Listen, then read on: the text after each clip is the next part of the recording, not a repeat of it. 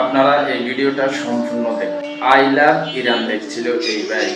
I love Iran থেকে Ayatollah খামেনির ছবিতে রূপ দিয়ে দিচ্ছে কিভাবে সুন্দর।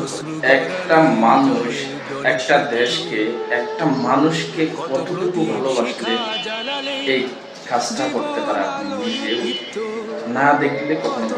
আমাদের দেশের কিছু মোল্লারা আজে বাজে ফতোয়া দিয়ে মুসলমানদেরকে আলাদা করে কিছু ভিডিও দেখলাম।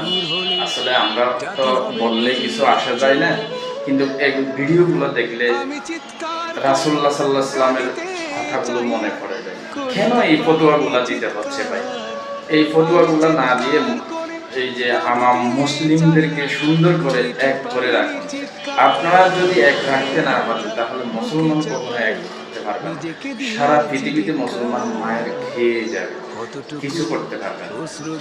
তো এগুলা বাদ দিয়ে মুসলমান এক হয়ে যান, ইনশাআল্লাহ ভালো কিছু আশা করা যায়।